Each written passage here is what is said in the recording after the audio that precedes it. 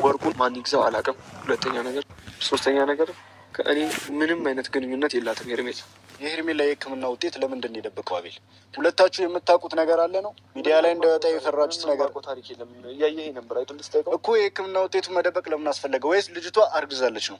ቀጥታ ነገሩ። ብዙ ሰው ነው እየነገረኝ ያለው፣ ከማልጠብቀው ሰው ነው እየሰማ ያለው። እቺ ልጅ አርግዛለች። ከአንተ ነው ከአቤላ ነው? ከሁለት አንዳችሁ ሌላ ማንም ሊሆን አይችልም። ደግመህ እንዳትጠይቀኝ ጥያቄ ነገር ያለው አይደል? እኔና ሄርሜላ ከእህትና ከወንድም ያለፈ ሌላ ታሪክ የለንም። አይደለም ማርገዝ መረጋገዝ ደረጃ ሊደረስ ይቅርና ከእህትና ከወንድም ያለፈ ጨዋታ እንኳን ተጫውተን አናውቅም። ሰላም ሰላም፣ ውድ ቤተሰቦች እንዴት ናችሁልኝ? እኔ ያለ ለሱ የሰው ትዳር መበጥበጥ ሰላም ሆኖ ሊታየው ይችላል። እናንተም ከሆናችሁ ሰላም ሆኖ ሊታያችሁ ይችላል። ግን መጥፎ ነገር ነው እያደረጋችሁ ያላችሁት፣ ወይም ደግሞ እየበጠበጣችሁ ያለው ሰው መጥፎ ነገር ነው እያደረገ ያለው እና መጀመሪያ ደረጃ ሰላም ትላችኋለሁ ወይስ ወደ ዋናው ልግባ? ችግር የለውም። እንዴት ናችሁ ቤተሰቦች? እንደመጣሁ እንግዲህ ወደ ቁም ነገሩ ገቡ። በያላችሁበት ሰላማችሁ ይብዛልኝ። ምን ቁም ነገሩ ምንድን ነው? አስቸኩለን የጠራኸኝ?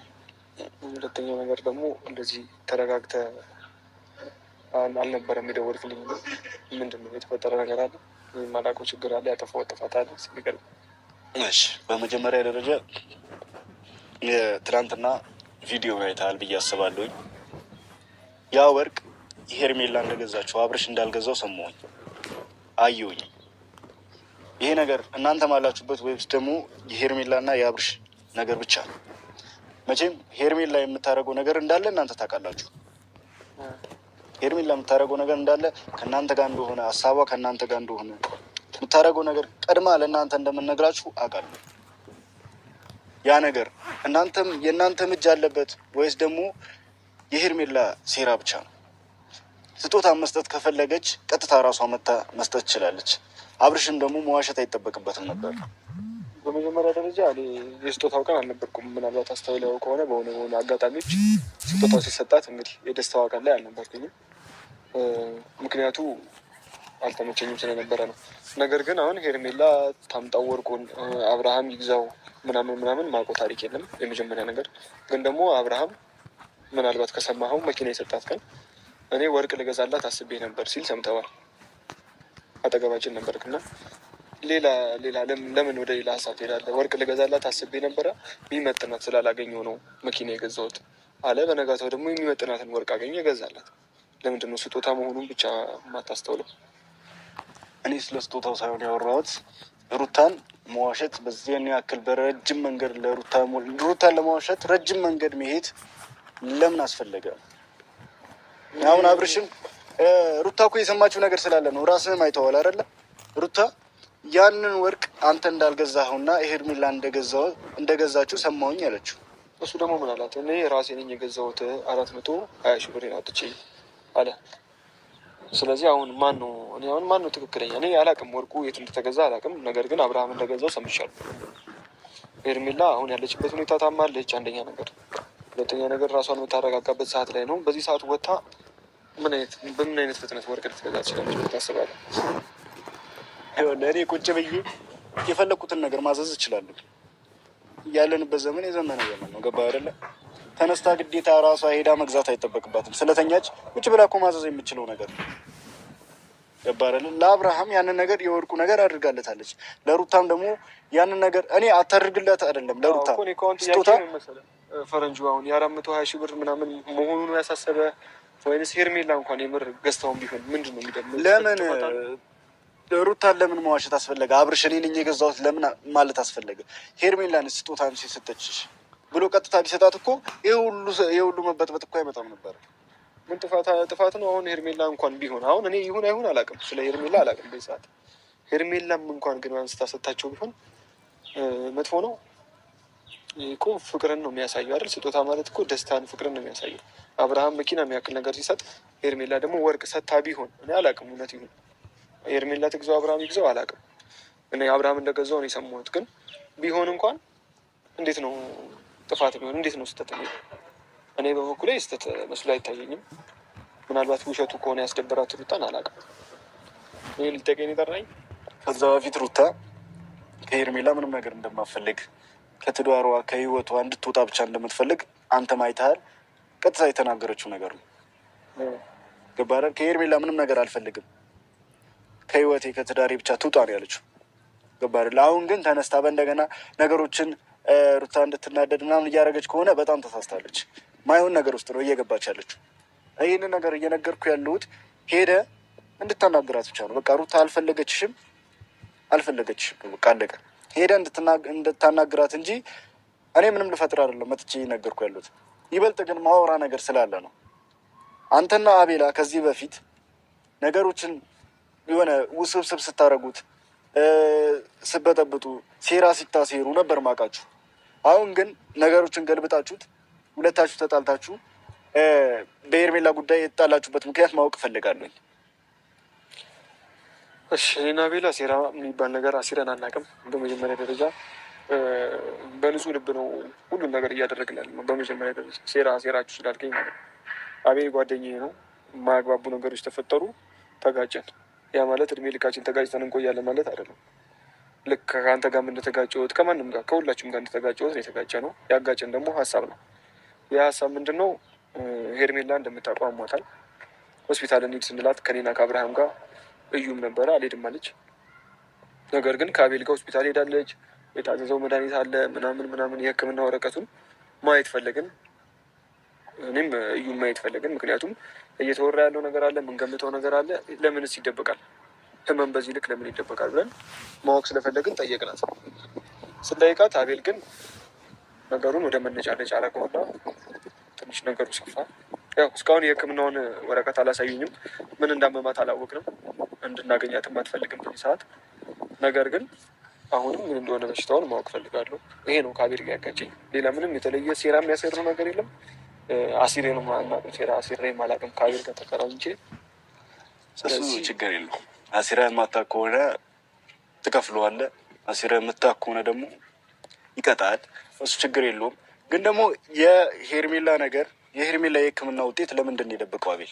ሁለታችሁ የምታውቁት ነገር አለ ነው ሚዲያ ላይ እንደወጣ የፈራችሁት ነገር ታሪክ የለም። እያየህ ነበር አይደል? ስጠይቀው እኮ የህክምና ውጤቱን መደበቅ ለምን አስፈለገ? ወይስ ልጅቷ አርግዛለች ነው?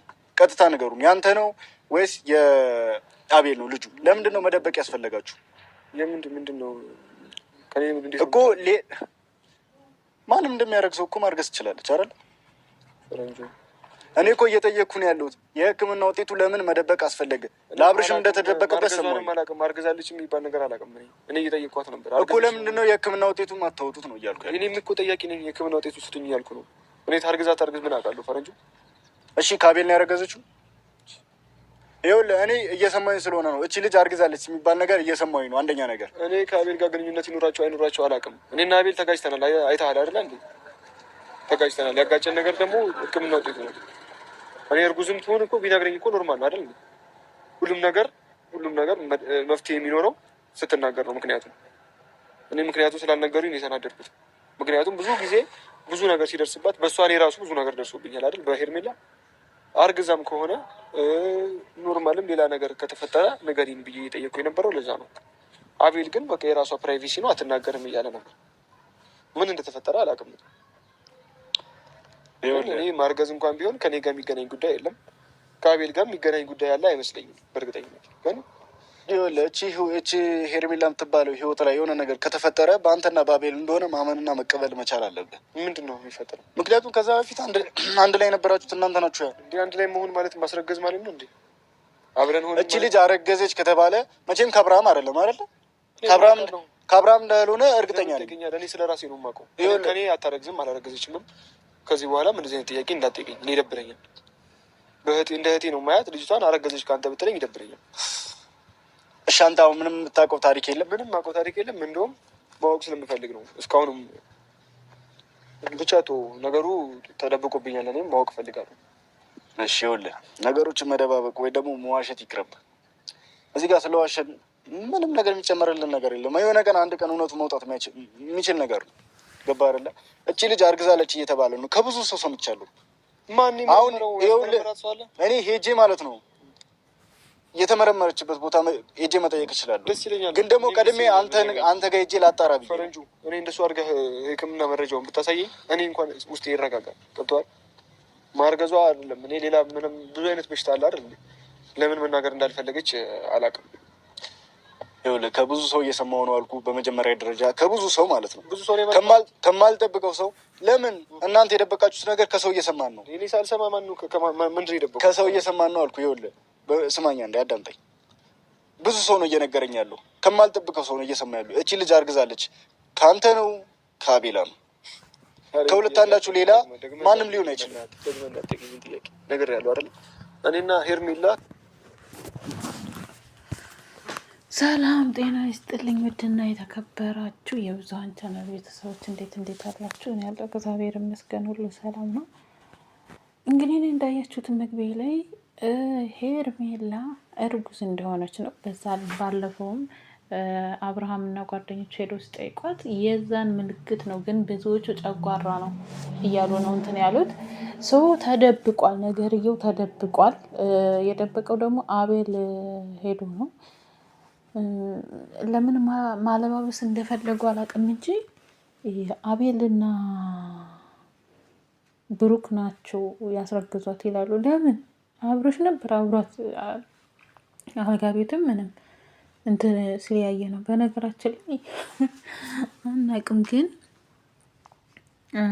ምን ያክል ብር ቢኖራን ነው ለአብረሽም የ400,000 ብር ሰዓት የ500,000 ብር ነው እንጂ ለሩታም ወርቅ ገዝታ የምትሰጠው እሷ ስጦታ በብር እንትን ከማለት ለምን ከሰው ህይወት አትወጣም ነው። በነገራችን ላይ ግን ሄርሜላ ታረገዘች፣ በቃ የመጨረሻና የመጨረሻ ነው።